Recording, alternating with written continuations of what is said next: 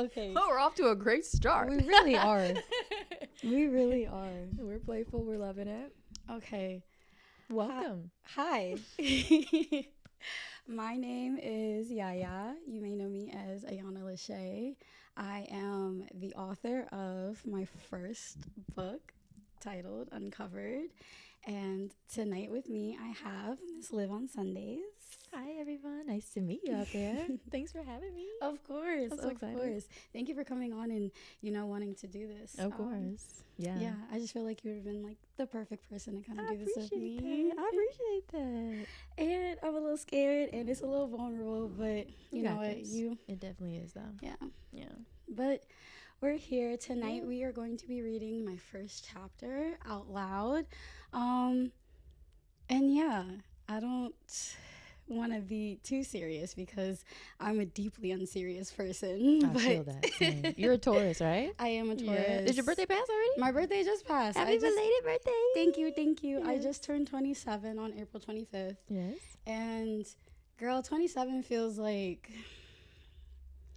27 feels grown, but it also feels like I'm young. I feel that. Like it feels like my coming of age, Yes. all the movies and stuff should not have been like high school around that time. Exactly. Because coming of age for me was definitely like my 20s. I totally know what you mean. Same sentiments, exactly. But it feels different. Today, I actually didn't tell you this. Well, I did tell you, but I don't know if you remember. But today is actually my loopyversary. Yes. So I have had lupus since I was 12. And today is like, I don't know how many years is that? Quick maths. I'm 27, 12. It's 15. See, I told my parents I was good at math. I'm not that really. Yeah, I was about to say, I wouldn't even lie like that. Obviously, I can't talk either. I'm not that really. But I've had lupus for 15 years. That's so crazy. And today is like, this is actually my second time celebrating my loopyversary. I didn't come across the term until obviously late into, I was about to say my career with lupus, but my life with lupus. And last year when I found out about it, I wanted to celebrate it more than I wanted to celebrate my birthday. Oh, yeah. Just because, I don't know, it felt like... more purposeful? It did. Yeah. It really did. Like, not to say it's just another trip around the sun, but it's a birthday. It's a birthday. It's a birthday. I've never celebrated my lupus in that sense before. So it felt a lot heavier for me. I love that. Yeah. I appreciate, I love that you have such a positive outlook on it. Yeah. That's needed. Especially, to keep your spirits up, too. It's really important. I totally feel you where you're coming from. Yeah, girl, because if I didn't have that, I don't know where we'd be sometimes. But Amen. we'd be good. All right, so we're going to get started.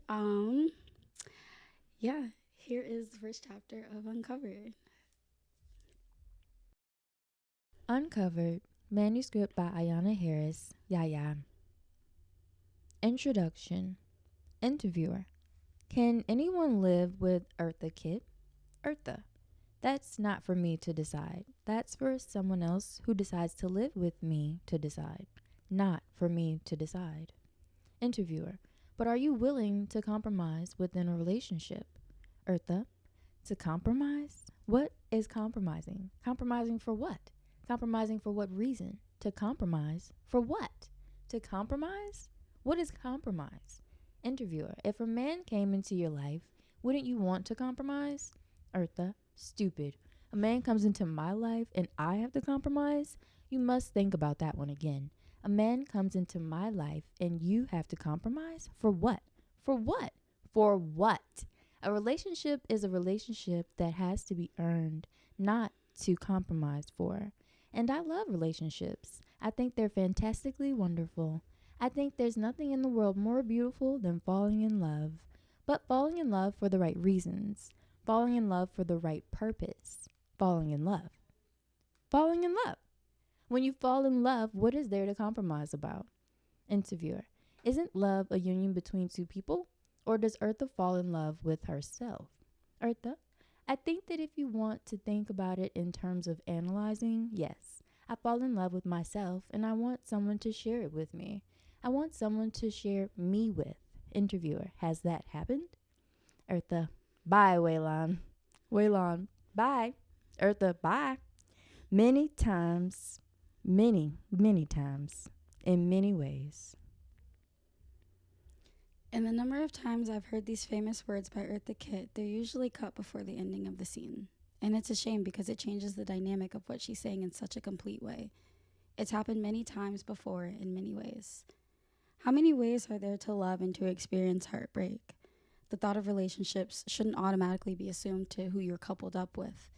I've studied the story of Miss Kitt for years now, so I'm especially considering the weight of it in alignment with her words here. I'd imagine she's asking herself, can a mother love a daughter who is not in love with herself? Can a daughter love a mother who doesn't love herself? Can I love a friend who doesn't share it within themselves if that means that they can't love me? Can I love a partner if we've never been shown exactly that? How can I love myself if I don't have a clue what that looks or feels like? Isn't that the essence of a compromise in an experience like this? When it's done in the right way, love, there's nothing to fight about, nothing to compromise on, right or wrong. Chapter 1. Siri, play Movement by Hosier. Some of the most pivotal times in my life have always included one thing: water. I've grown up by the water, prayed to the water, and have learned to move with it. I was well into my 20s when I came across a theory likening God to water. We spend 9 months being created inside the water of the womb. It's found in everything on earth, even 90% of the human body. We need it every day to survive. I mean, it's the only element that can be transformed into the 3 states of matter: liquid, solid, and gas, likening it to the 3 forms in which God has taken: the Father, the Son, and the Holy Ghost. It's certainly an interesting theory to consider. It reminds me that there's one thing that's guaranteed in this life: change. I did not grow up in a singular spot, and being the new kid every 2 years, I considered myself great with the idea of change. New homes, new faces, new experiences. It's left me with an idea of just how easy it is to leave something behind, and given me my training ground in the art of letting go. But I am a Taurus, and I won't endorse the stereotypes of astrology because one sign does not fit all, but I am proudly stubborn to the things I feel passionately about. You can ask anyone that has ever known me. I don't like to leave my comfort zone because how the hell else am I going to be able to relax? Even as a kid, that zone included the classroom, the stage, the gym, and of course, wherever my mother lived. I've always had an innate feeling for certain characteristics that I would carry with me for years to come. With that being said, it should be understood that I'm going to have to be fed, and it better be good. I grew up with a father whose love language is feeding people. So naturally, I became a daughter whose love language is eating.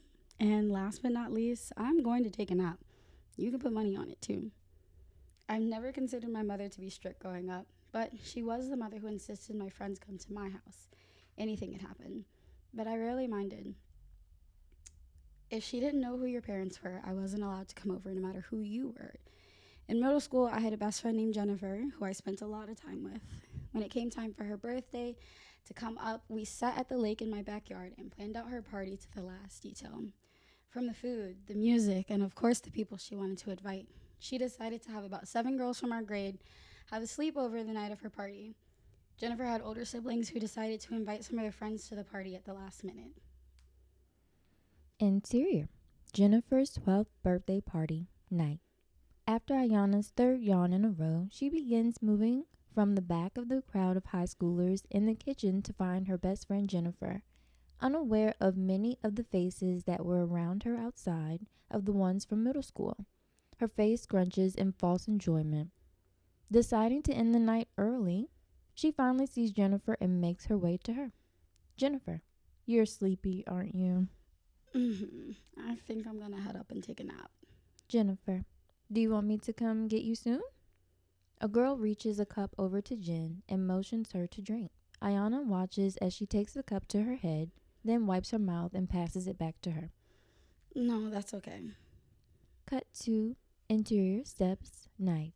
Ayana heads up the steps as Raquel comes up shortly behind with a glass of water in hand.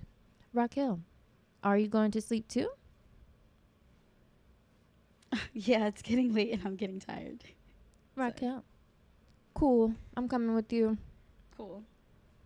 Both head into Jennifer's bedroom and begin pulling blankets and pillows onto the floor where the rest of the girls will be sleeping.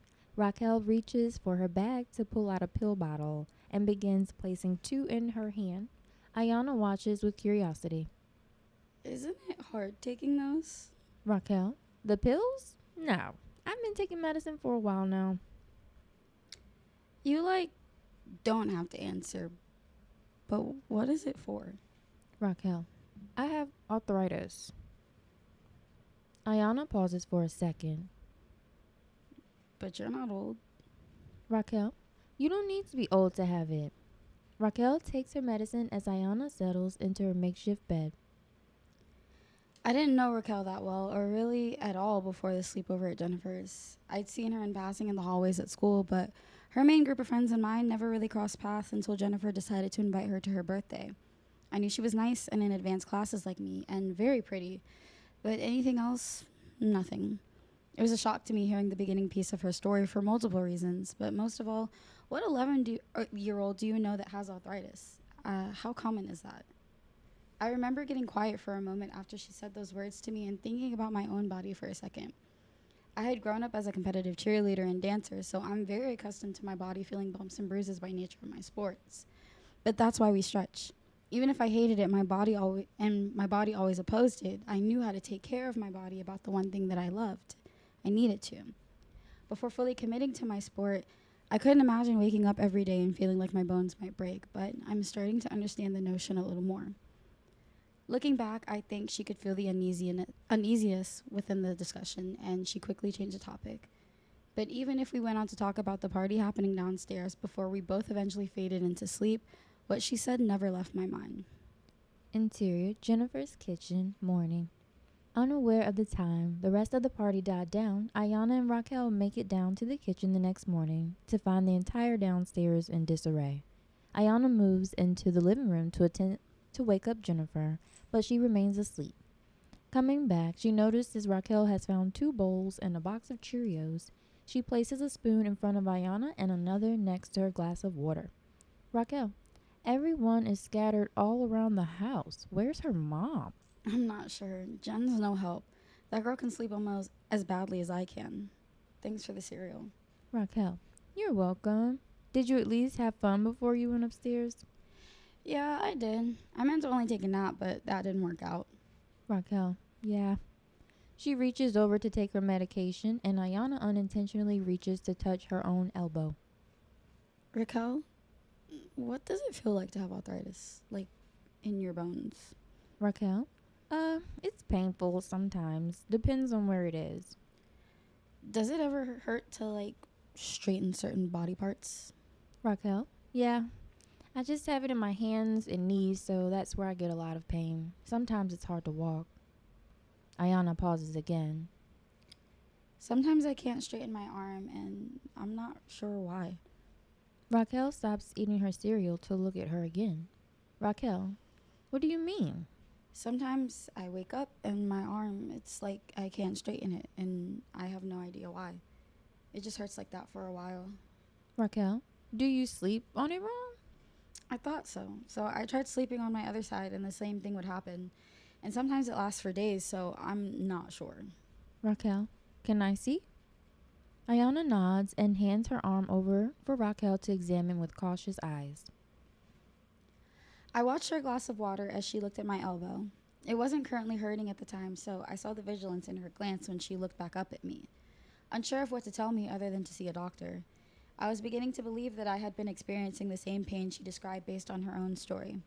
There was something in there that I couldn't ignore. I'd wake up and take Tylenol and keep it moving, but the pain would be so constant at times that I couldn't ignore the fact that it would probably feel better to walk around with a sling for protection. I knew something was not right, but I evened my concerns with the idea that I was working hard in the gym. If anything, these were simply pains of love. When my mother came to pick me up, the first thing I said in the car were the words, "I have arthritis, I need to see a doctor." My mother laughed at the idea of her almost 12-year-old daughter having arthritis, brought about the same concern as mine. "You're going hard in the gym. You're a tumbler. Sometimes your body's going to hurt. Let's take it easy." I remained quiet at the time because I had said those exact same things to myself. But as the days continued to go by, I'd replay the number of times I stand at the top of the corner of the mat, rolling my arm out before being able to throw my pass. I'd recount the amount of practices I'd have to sit out on because I couldn't be up for it for the day. Even down to the number of times I'd have difficulty putting on a t-shirt. My chest would begin to hurt on account of my asthma, but even that started to shift in subtle ways than when it had formed when I was a younger child. I'm stubborn, remember? And that passionate voice always begins with myself, so of course I'd continue to press the issue. I had to annoy the absolute shit out of my mom until she finally took me to get checked and to shut me up. I'd mentioned going to see my friends at their retirement home and sharing stories of knitting until my carpal tunnel was just too much to bear. Looking back, I'd have to laugh at the methodology I'd used to get my yes. I'd go on to be led down a long line of doctor's visits, by my luck with no visible symptoms showing at the time, but I didn't let the issue go. I haven't received a yes yet, but I also haven't received a no. That told me to keep going. On the day that I had been given something substantial, I had been, ironically, lucky enough to waken up that morning with another stiff elbow. I had been directed towards a pediatrician who had looked at my chest pain as more than childhood asthma and had his eyes on a joint in actual flare. Flare, sometimes referred to as a flare-up. A flare occurs when symptoms of a disease that has been present for a time suddenly worsen. He decided to run a certain set of blood tests before pointing us towards a rheumatologist, a doctor specified for conditions like arthritis, and even though I was in pain, I sat in the doctor's office so excited. We had traveled from Virginia Beach to Georgetown University in D.C. just for this. I remember passing over the Potomac River and being excited to go see the Capitol, knowing that Obama was down the street from my yes. I didn't know exactly what I was going to be walking into. I'd either be told no, that it wasn't arthritis and I'd just go back to my normal, or I'd be living in my validation. Either way, I was going to get an answer. It's funny that the answer I would receive would be a validation of both that yes and no, because when I heard the words "you have," my mind immediately went into screaming how badly I knew it. I was right, and I couldn't wait to tell my mom how all of this was not for nothing. But instead of him saying the words arthritis, I heard a word that would place me in the middle ground. You have lupus. And I remember going from that celebration to an immediate state of confusion because what is that? I looked over to my mother for answers and she immediately started crying. So instead of focusing on the words that the doctor was saying to the both of us, I remember focusing on the tears on her face. My mother is such a strong woman. I can only recount the certain moments when she has cried in front of me.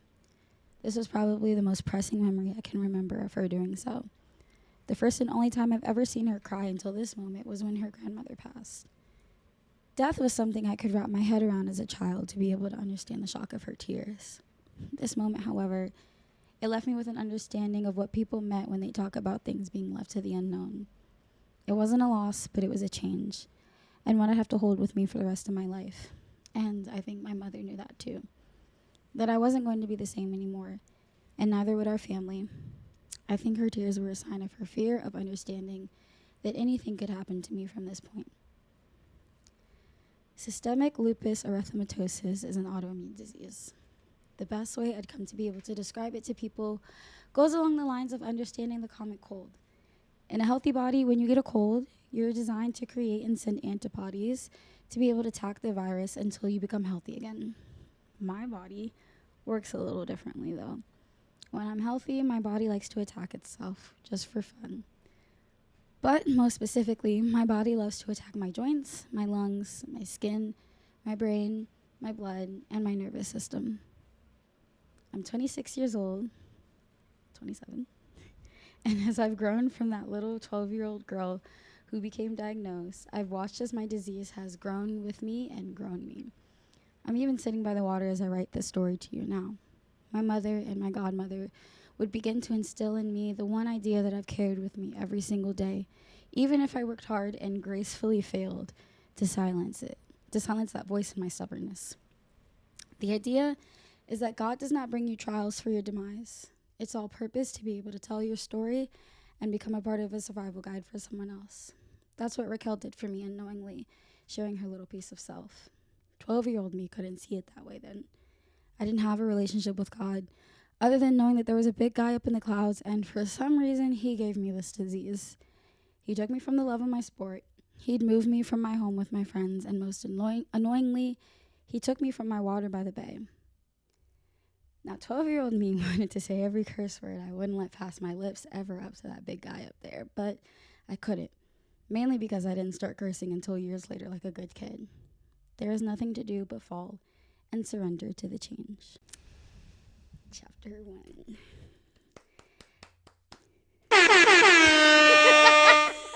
Yes. Yes. I love it. That's how you do it, friend. That's awesome. I'm so proud of you. Thank you. And I appreciate this. The vulnerability. Yeah. You have no idea. Yeah, I'm so like, I don't know, I'm so like not like a vulnerable person, but like I also like so am. Like, Yes. We're like closeted vulnerable. yes, like don't tell anybody, but like we a G for real, but like, we soft on the inside. Right. Like just keep it on the low. How did that feel to read? Every time I go back and read that, I feel like I can feel myself still in those rooms. Back there. Yeah. Like I can still feel myself like out at the lake in my backyard in Virginia Beach and planning the party. I can still feel myself like at Jennifer's house, like at that party.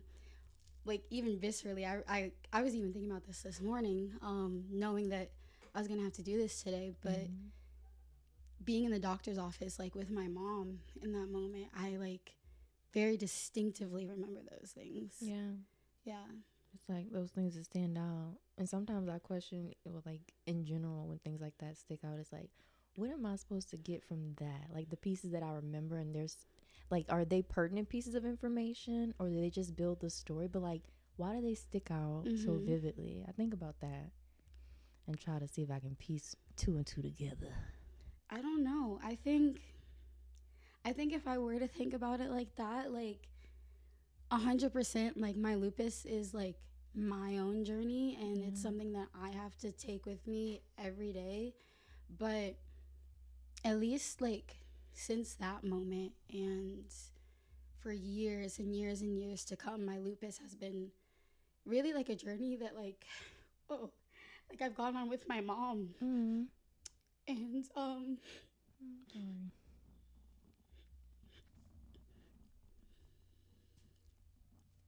I didn't expect that to make me a little emotional, but it really like has been a journey that I've gone on with my mom. And like she won't ever know what it's like for me to have lupus, but she's the one person I know I can count on. Like, yes, like I am so much of like, I'm gonna laugh my way through my trauma that I can say the most fucked up joke about my lupus, and if nobody else in the room is gonna laugh, I know my mom is gonna laugh with me. Good. I know my mom is gonna laugh with me. She's just as strong as you. Like, yeah.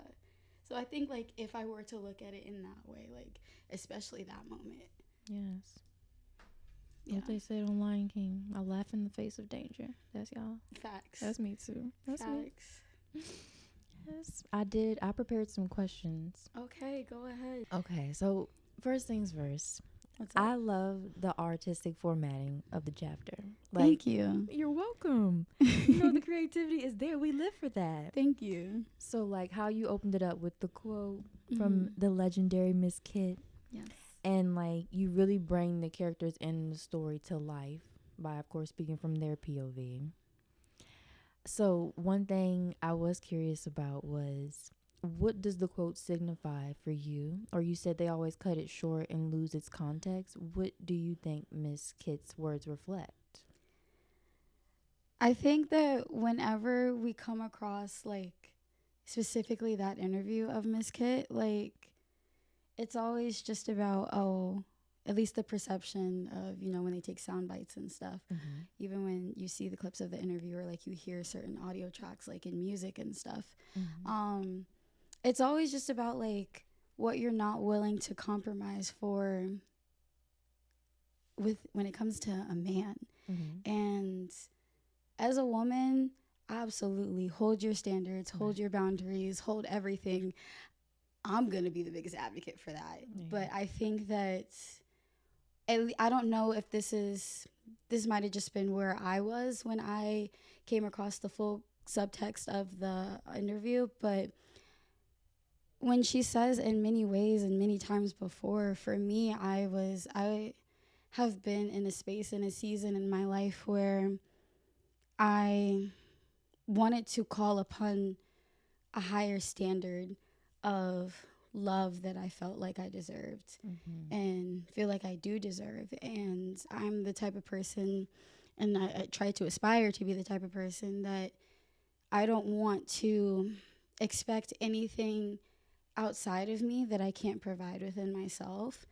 And so specifically when it comes to that interview and being able to hear her words in that, I think, did Eartha ever find it within herself enough to not want to look outside of the world too much? Or, even at the end of the day, if you don't compromise when it comes to love, or in those relationships, if you don't compromise with yourself, if you don't compromise with a partner, if you don't compromise with a friend, even at certain down, like your relationship with God, can you be fulfilled in that?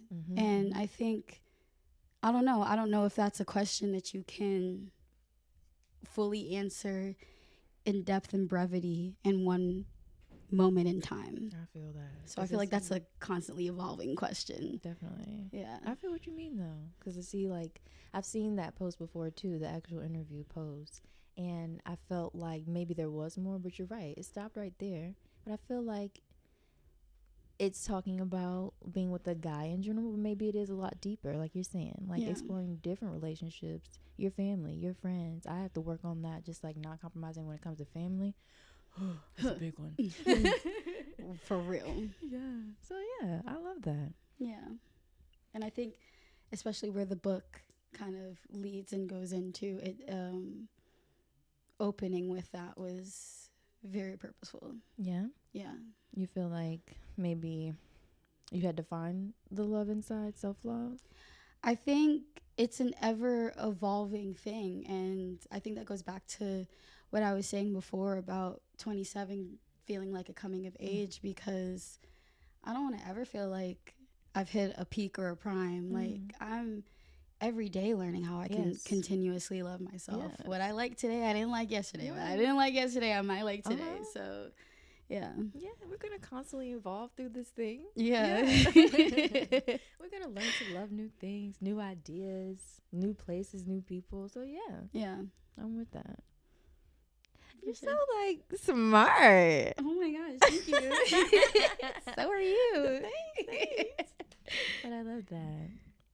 I also am just, so amazed by how synchronized our stories sort of are. I mean, they aren't the same, but so many things I can relate to, down to, the minuscule details in your story, not being able to go stay over your friend's house. Right. I was reading that. I was like, dang, she is me. I am her. It's like, dang, my parents didn't trust nobody. I couldn't go to my cousin's house. It was great. Not even your cousin's house? It would be times. Oh, really? Yeah. Really? Yeah. How far was, we all lived on the farm together. Oh, no. I would have been like, I'm going to sleep. And then I would have snuck over. Girl, I would have. We did. Girl, you know we did. But I'll see you later. Yeah. But just down to that, to how we actually discovered, how I discovered myself that I had cancer. It wasn't the same way, but I'll say I find it really special that we get to have this moment in our conversation, given that. And I'm really starting to feel like God, of course, orchestrated all this, even by bringing us together and how we met.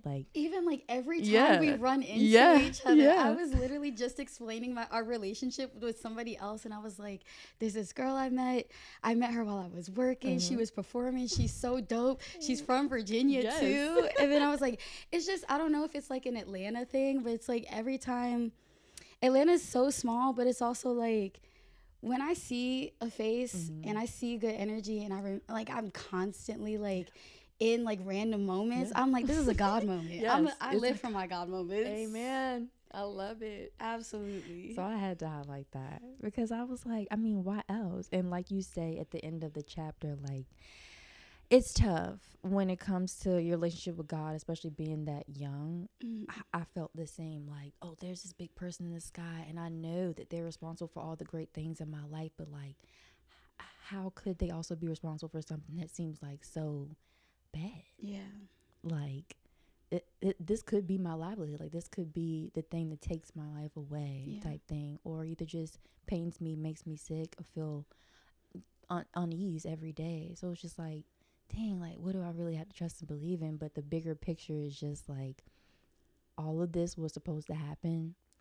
It's painful. It hurts. The emotional side effects from it are like extreme. It's something to work through every day, especially that young. It's like people don't have idea how much like that impacts you sometimes. And I realize that getting older myself, like certain people in my family might have been diagnosed with cancer later. And they would come to me and be like, I look up to you and like things like that. And I'll just be like, whoa. That's so weird. Yeah. That's like, I 100% understand what you're saying. Because how old were you when you were diagnosed with your cancer? I was 6. Yeah. Well, you were a lot younger than me. It's still like we were still babies. Babies. We're children. Yeah. Like we can barely wrap our mind around like what's going on at school. We got to keep up with the changing aspects of our life, like in that area, keep up with our friends or whatever's popular on TV at the time. But it's like, dang, I gotta go home and it's this. Like it's this. So it's hard. But like as we've gotten older now and finding ways to like give back or like community outreach or just like kind of make sure like we tapped in with the kids, with the youth. It's like I find little joy in moments like that. But when it comes to actual like people who have like a disease or something that may have been life-threatening or just life-changing, like a life-changing event, it's like you kind of got to take a step back, step outside of yourself and your own ego and realize like it's greater than you. And God gave you this trial, this tribulation so that you can tell your story. You got to be obedient too. Share it. That's why I respect you for this. The vulnerability, like, it's amazing. But you're going to touch people. And this is just what you're doing right now. We haven't even gotten into what's going to come when you finish, when the book is out. Like, you're going to reach so many people, and it's going to be good. You're going to get so much good feedback. And you're going to feel amazing. You're going to feel amazing. I am. I promise you, if it wasn't for obedience, I would not be up here. Like, I really wouldn't. I'm calling on you. He's like, I'm calling on you. I know. But, yeah, it's 100% obedience. It's 100% obedience, and just an understanding that, like, even when I go into this more in the book, but even when I was first diagnosed, even if I, like, pushed for my diagnosis, I did not want to be sick. Yeah. Did not look at it like it didn't exist to me. And so the one thing, even from day one, always being instilled in me is, like, this isn't just for you. This isn't just for you. And even before, like, before any of this, but even for, like, years, like, I never really talked about my lupus. Like, I had certain friends in my life that were aware of it and kind of were able to see me in that journey a little bit, but I didn't talk about the way my lupus made me feel, or, like, if at most it's like, I'm just not coming to school today, or, like, I can't be up for it today. And really, like, I don't even think, like, my boyfriends, like, growing up really knew, like, how heavy it was for me. And so, I don't know, just getting more comfortable and talking about it. I look at it more of just of, like, a way to educate, because I was diagnosed with, like, so young, and so many people, especially when I was younger, all that I knew of lupus was that older people have it, and, like people in, like, their 40s and 50s had it. And I'm like, I'm a 12-year-old. Like, who do I relate to? Who do I look up to in this sense? So I don't know. I just want people to at least know what it is, because most people know, like, oh yeah, Selena Gomez has it, or, like, these certain celebrities have it. But what exactly is it? And so I've reframed it from looking at it like, I deal with this thing every day that nobody even understands. And on top of being an invisible illness, so that even if you didn't know I was sick, I never look sick. But now I'm like, no, these are the ways in which my disease impacts me, and it's a daily thing. And you may see certain things that you may not have full understanding of, but it's the things that I deal with every day. Yes. Yeah. That does lead me into one thing I was wondering too. So I feel like, of course, the cancer affected me physically. Yeah. For sure. But I have times where I wonder if it also altered me mentally. Yeah. Or even socially. Do you Yeah. feel like that? Yeah. Yeah. Yeah, I do. Looking back on it now, I'm like, I would say in this one aspect for sure, like, I'm a Taurus. I love to stay home, love to not leave my house, love to not leave my bed. Love that. Love it. I love to go outside and go right back inside. But I think when I was growing up, there would be so many times where it's like, I can't go do something because I'm not feeling well. Or even if I feel fine today, I can't be in the sun for too long. If I'm in the sun for too long, then I'm going to be out of school for the next week. I can't go and, just be running back and forth and not take the time to rest, because if I don't, then I'm going to crash. And if I crash, it might not just be I'm sleeping for a couple hours. It might be I'm crashing and I'm in the hospital. Like, it definitely has pulled me away from certain aspects in my life. And then I think also, like, looking at relationships, like even what I was just saying before, like, none of my boyfriends really knew, like, when it comes to romance and what that's like. I was in college, and I mean, ironically, I was dating someone who had been my best friend for a little bit, and he also had my disease.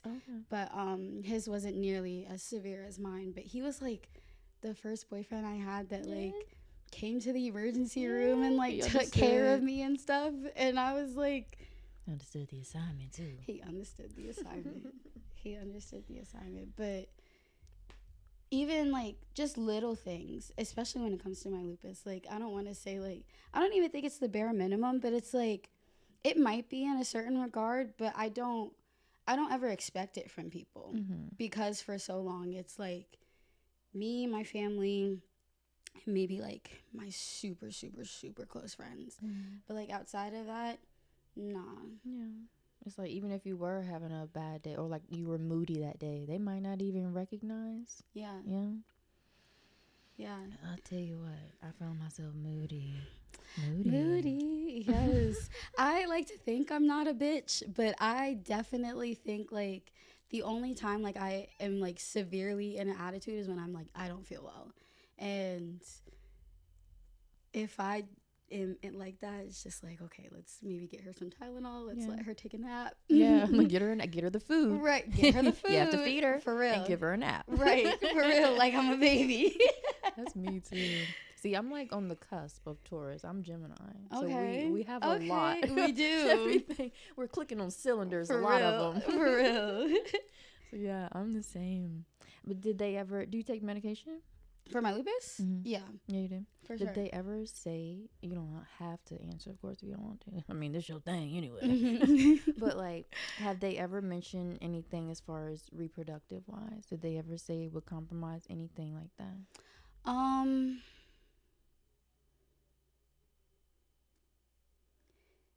The only time it's ever really been brought up,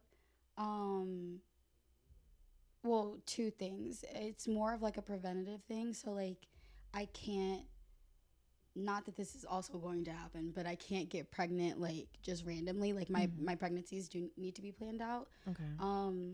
But also I had to go on blood thinners because of my lupus. And that in and of itself became a problem with like reproductive health and stuff. But other than that, no. But it's a real possibility. Yeah.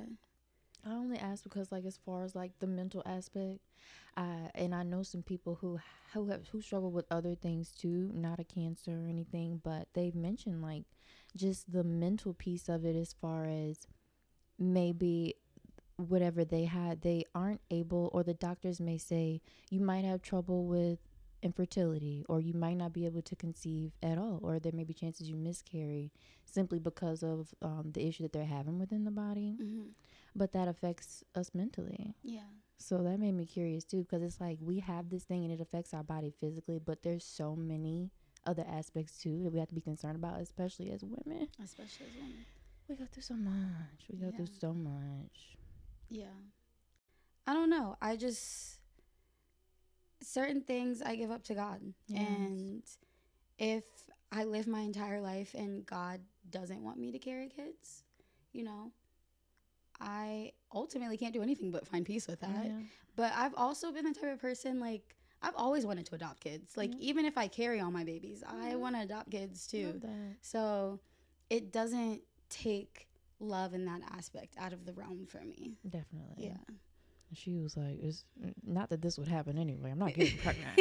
Yeah. No. She just turned. She just turned 27. Like, chill on me. I just grew up last week. She's like, "I still gotta see the world." I love that. And it's summer coming up. We ain't got time for that. Exactly. I love this. This is good.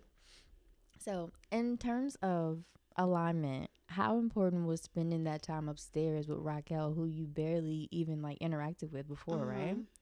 And she's such like a major character in the story, just of like your life as a teenager, preteen.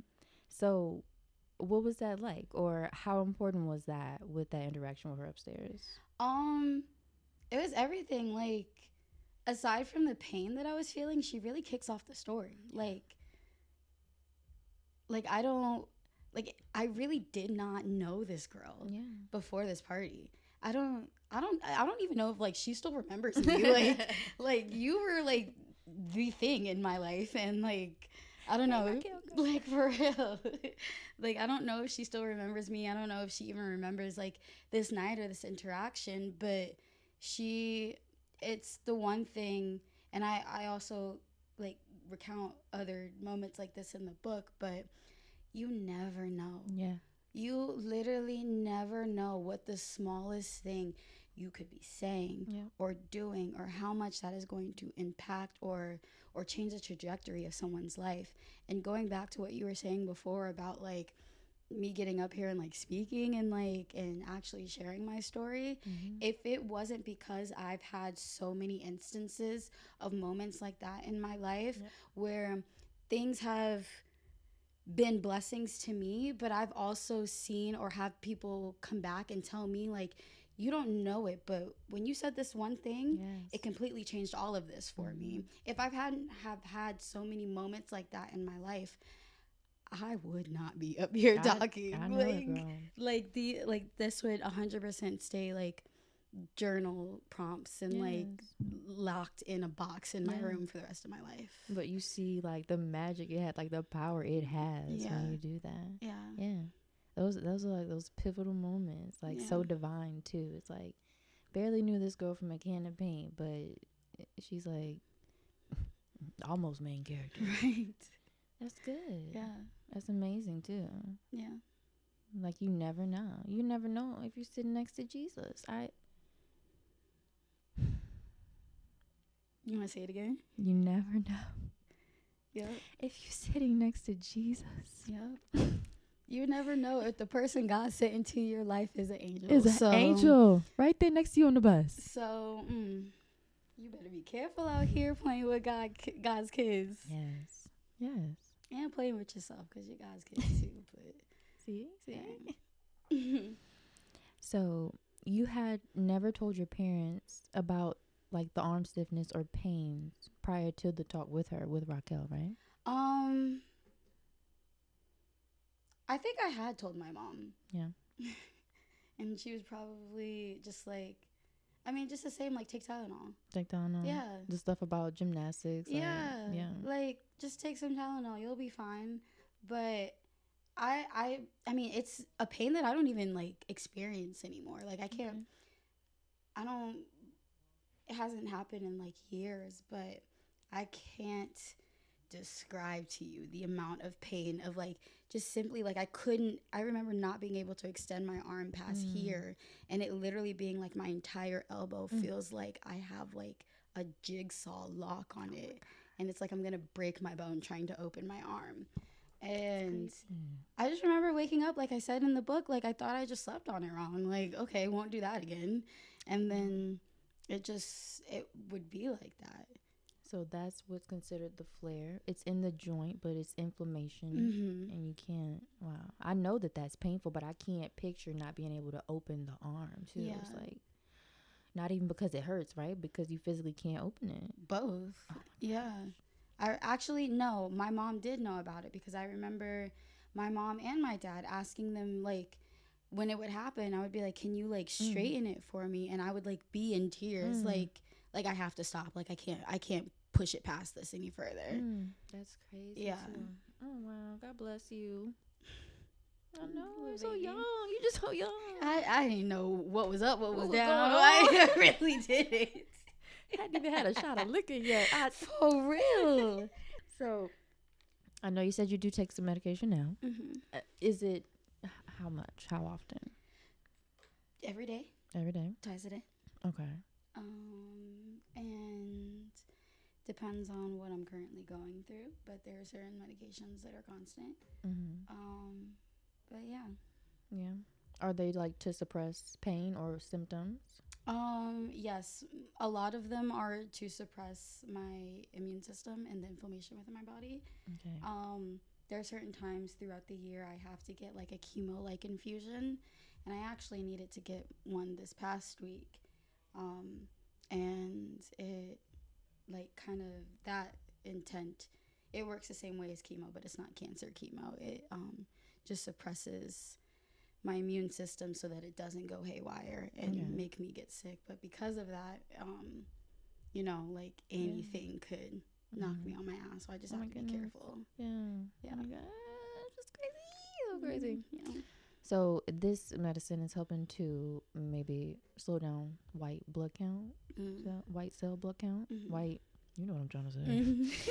Okay, because I'm like to wrap my mind around things scientifically, but you know, herb girl here stepping in. Yeah. I gotta ask you. Go ahead. Have you ever, or would you consider holistic ways of treating? I mean, not like leaving your medicine out of it, but if it's safe to take them simultaneously, would you or do you?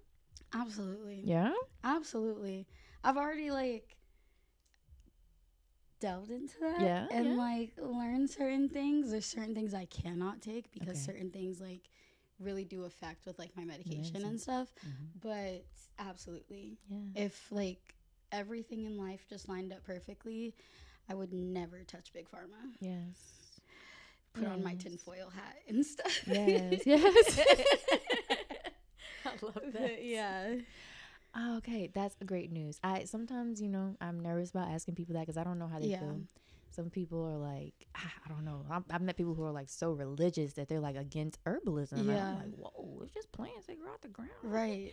But so yeah, I'm heavy into that, especially when it comes to like things that are antiviral, antifungal, like cleaning the blood, getting rid of inflammation for sure. Like I got several. I'm gonna bring you some. Okay. I am. Say less. Yes. So yeah, so things like that. Like I get excited about it. And I'm not a doctor or anything, but I like to help as much as I can, like from my family to my coworkers, everything. I'm always trying to like treat somebody. So yeah, I would love to deep dive into that. And how's your eating habits? My eating habits? This girl eats everything. I know she does. I don't eat pork. Okay, yes. I don't eat pork. Okay, yes. Yes. I try not to eat red meat. Okay. I like burgers when I'm on my period, though. Me too. This is a real thing. I like burgers when I'm on my period. It is not just but me. You know what? I will take a turkey burger over a beef burger. Okay. I will. Turkey bacon over obviously. I like chicken. Yes. I'm gonna eat some chicken. I ate some chicken today. It was good. But like greens and like fruits and stuff. I love smoothies, love smoothie bowls. Um, yeah, veggies, stuff like that. I have such a bad sweet tooth. Okay. Oh my gosh. Okay, we gotta work on that. I do, but do I? But Yes. I I'll don't tell know. you why. I'll tell you why. I know why. You know why? I know why. Tell me why. No, you tell me why. Okay, so you know, in the realm of what we're talking about, Mm-hmm. how are you up on parasitic behavior? Yes. Just like question mark. Where's this going? I was about to say, where is this going? Because where I thought this was going. That's why I isn't want to know going what you on. thought. Okay, no, go ahead. Okay. Go ahead. School me. We all have them. Mm-hmm. Yeah. Apparently, allegedly, Oh, yeah. they've evolved. They've gotten smarter. They're super parasites now, but they crave dairy and they crave sugar. Yeah. And they will make you ingest those things so they can feed themselves. It's intense. I don't want to get off on a tangent about that. I thought you were going to say, like, people that, like, because I know about, like, emotional eating and stuff, too. Like, people that crave sweets, like love, and people that, like, salty and, like, bitter stuff, or, like, they're really angry. She just came from my whole existence. What? I'm not the sweet girl at all. Like, I love salty. I love briny. I love sour. Yes. I hate sour stuff. I hate it. It's okay. Girl, give me a little cake or something. Give me a cookie. Well, I'll say this. Like, natural sugars, of course. Yeah. That's great. Mm-hmm. I hear even too much of that in excess. You shouldn't, but I mean, come on now. I can't limit my mangoes. Right. But the processed sugar or artificial sugars is what they're saying. Yeah. Like, try not to ingest those. I try, because sometimes I see a little fruit snack. And I'm like, I gotta eat the fruit snacks. I like the fruit snacks. You love the fruit snacks. The Scooby snacks. But They be hitting. they do. Every time. I'm not gonna pass up a fruit snack. I'm sorry. Like, that's just not gonna happen. I really got to think about this one. See, but like, you haven't. Okay. Yeah. There's a part in the book that you're gonna really like laugh at. Okay. Based off of this conversation. I'm excited now. You know, I can't wait to finish this book. I can't even wait. Yeah. Y'all tap in. Yeah. Because I mean, like literally, I go into all that and stuff. Yeah. Yeah. How long is the book? It's a couple chapters. Okay. It's not long. It's not like a super long read. Yeah. But it's about 10 or so chapters. That's good. Yeah. Yeah. It tells the story. Yeah. Yeah. Yeah. I like that. Yeah. Okay, but so I got a little off of that. But so as far as dairy, how do you do with that? Almond milk. Okay. Even though I know almond milk has like a ton of sugar and stuff in it too, but it's also like, what do you want us to do? Like, do you want us to die? Like, you want us to be here unhappy? Something wrong with everything. Like literally, like I have recently switched to drinking like coconut water. Yeah. And there's like a whole bunch of sugar in coconut water. There's a whole bunch of sugar in like aloe vera juice. And I'm like, I just don't know what you want from me. So it's, at this point, like, I got her after this. We going to the market. I just don't know what you want from me. That would be that's if we accountability partner. Okay. Because I do this, and I mean I could be better too. So that's why I'm gonna say that we're gonna hold each other accountable. Okay. We're going to be getting fruits and veggies from the market. We're still going to eat our little things here and there. But we're going to do that. Hold each other accountable. At least for, I think they say it takes 28 days to form a habit. Okay. So 28 days, we're going to do, you with me? I'm with you. No dairy. Okay. And no artificial sugar. Okay.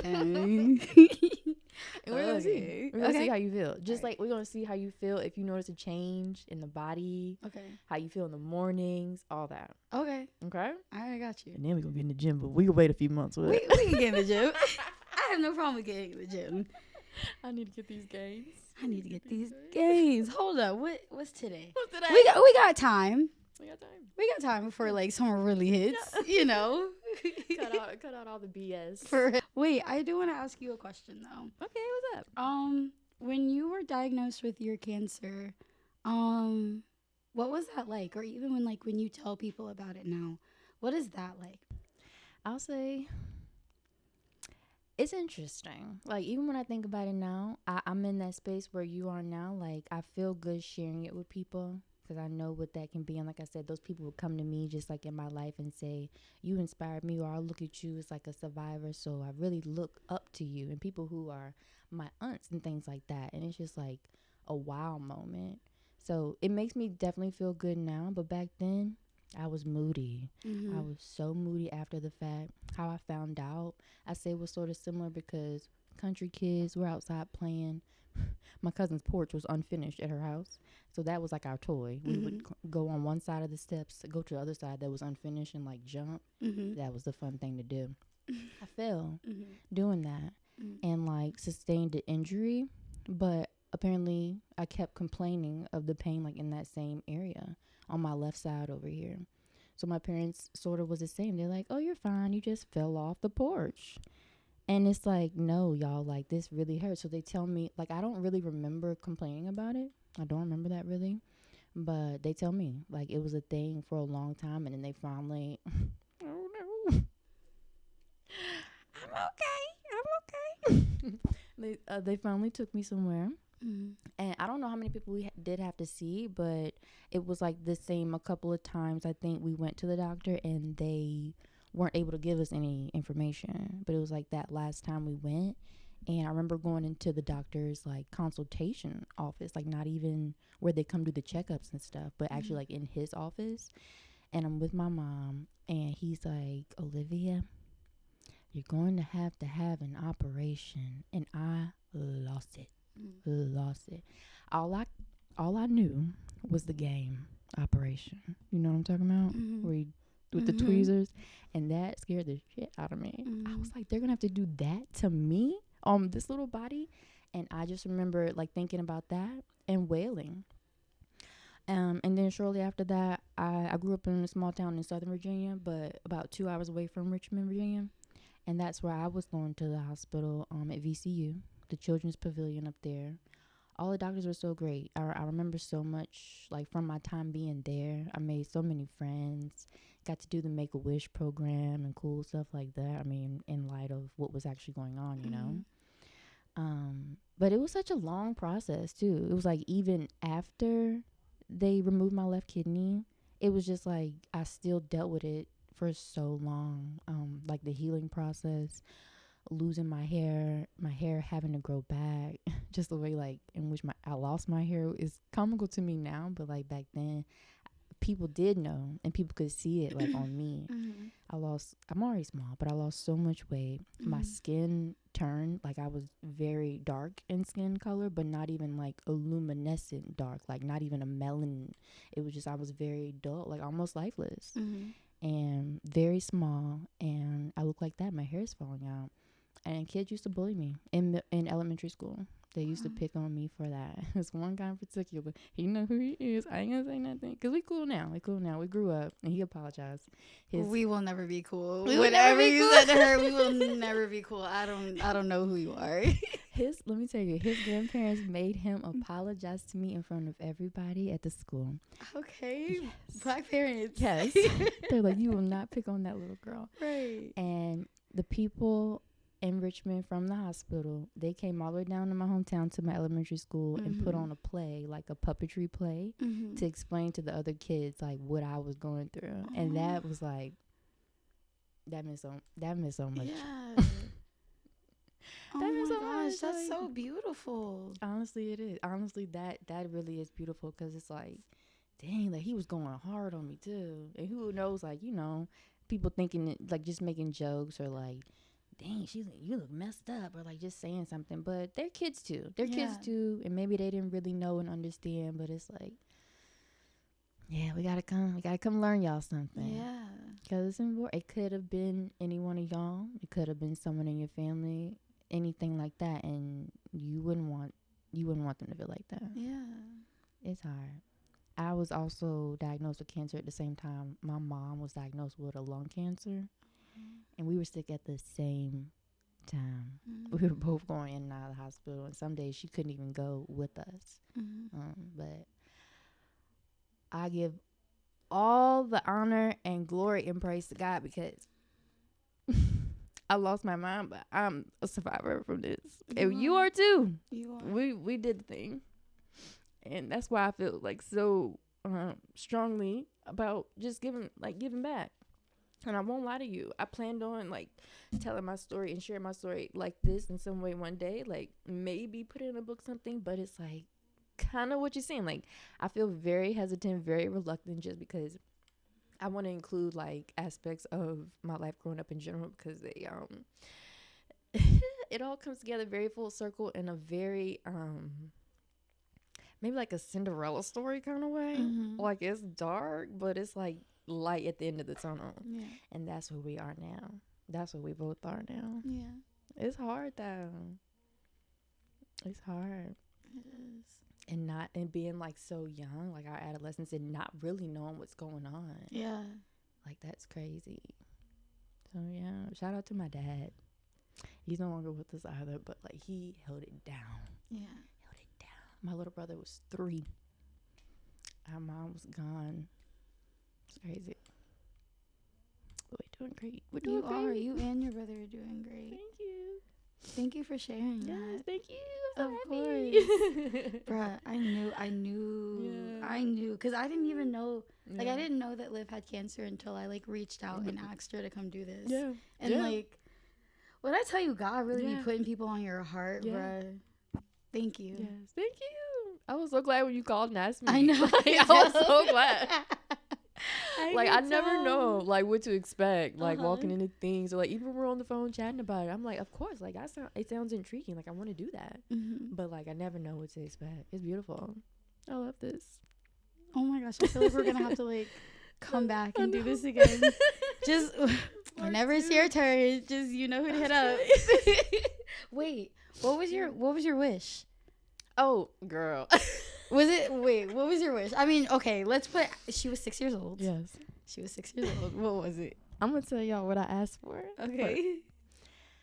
I'm so embarrassed. But she's still my girl to this day.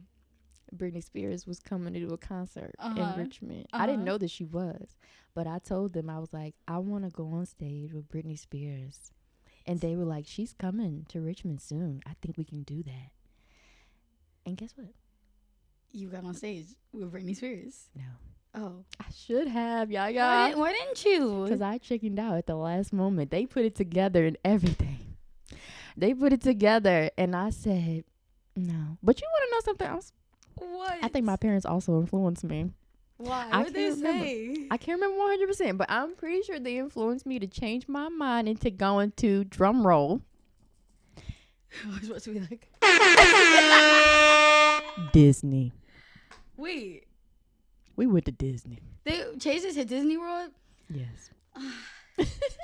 But honestly, guys, why? I'll say this. Disney, I honestly don't know if I would give them my money, my personal money, like especially nowadays. Yeah. But it was probably a better option so that my family could be involved too. Because my brother came, my mom and my dad, and we spent family fun. It's a family fun park. Yeah. So it was good that all of us could go and be engaged, I guess. Yeah. So that's a positive for sure. We got a free family vacation to the happiest place on earth. Wait, you were at Disney World. That's the one in Florida. Yes. Disneyland is in California. Yes. Okay. Yeah. So, I don't know, man. Britney Spears with an 8. Hit me, baby. One more time. At 6 years old, that would have 8. It would have 8 down. She was one of my favorites. NSYNC, Backstreet Boys. Those were my people. Okay. Yeah. Those are your white people. Yes, my white people. Because my mom was so kind of strict growing up. I used to sing rap and stuff. They told me from a little girl. First song I ever sang was 5 o'clock in the morning. Where you gonna be? Outside on the corner. They tell me that, and I still don't believe them. And they're like, I swear to you. And my mom, she didn't like that I would sing such vulgar things. So she would buy me Britney Spears CDs and sing Backstreet Boys. She said no vulgar She music. tried. Let's listen to Britney Spears. I'm a slave for you. She said, "This is the jam." Womanizer. Man eater. All eyes on me in the center of a ring, just like a circus. It was before Brittany was Brittany bitch. Okay. Right. But yeah, man. That's lit. That's lit. I mean, yeah, like you said, like I love to find it's serious. We're serious about it. We're serious about it. Yeah. But we love to find ways to like make light of it and find like a silver lining, the jokes. Oh, absolutely. Yeah. Absolutely. You have to. Like, one thing guaranteed about me, I'm going to giggle. Yeah. There's a lot of things guaranteed about me because I realize I said like 3 things, but I'm gonna giggle. Yeah. Even if I have like floods of tears coming out of my eyes. Yeah. I'm gonna find a way to make myself laugh, and I'm gonna make me laugh before I let you make me laugh. Facts. I fuck with that. I mess with that. We can curse. Okay. You're good.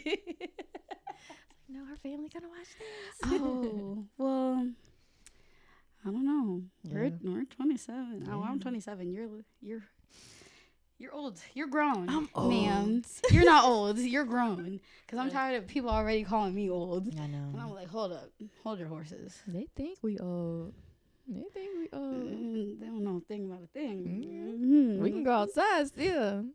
Hey, I was just in a race, like a foot race, Oh, like in the streets the other okay. week.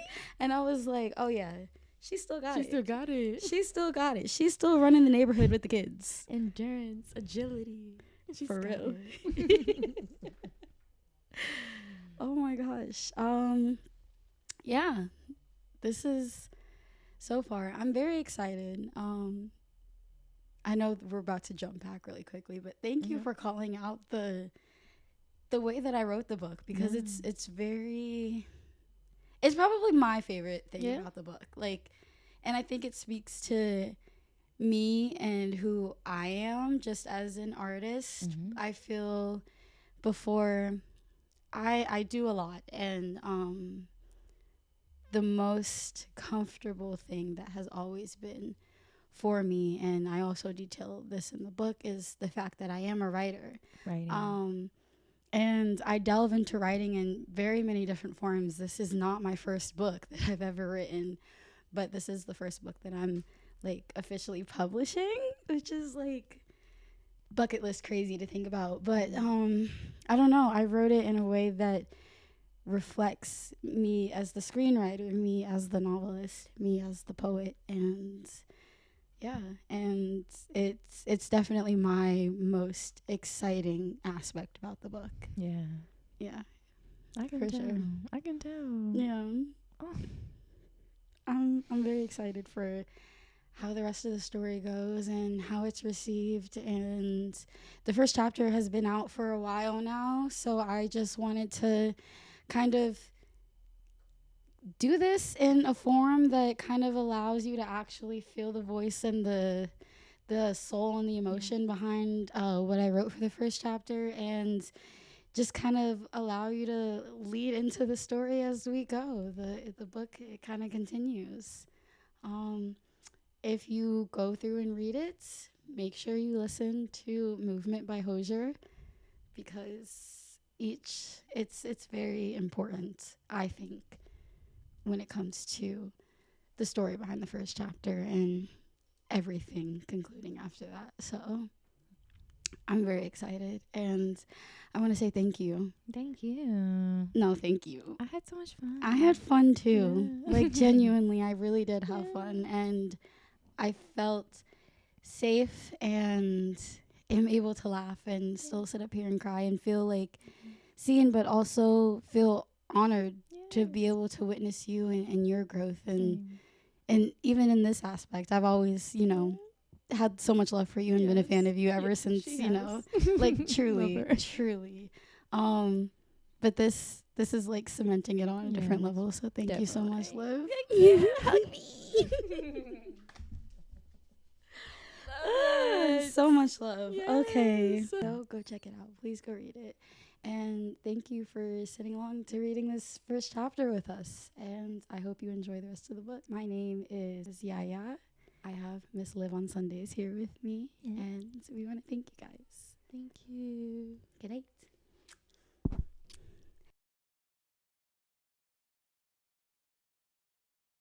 Interviewer. Isn't love a union between two people, or does Eartha fail in love with herself? That's a fall.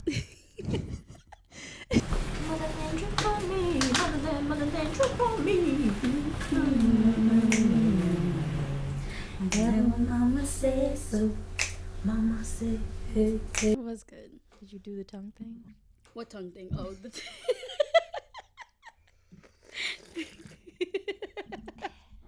So, Mama said hey, hey.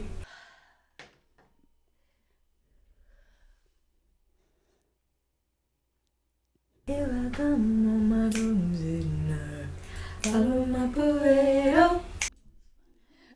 I was like, I hope I prepared enough questions. Type your name on the keyboard, yeah.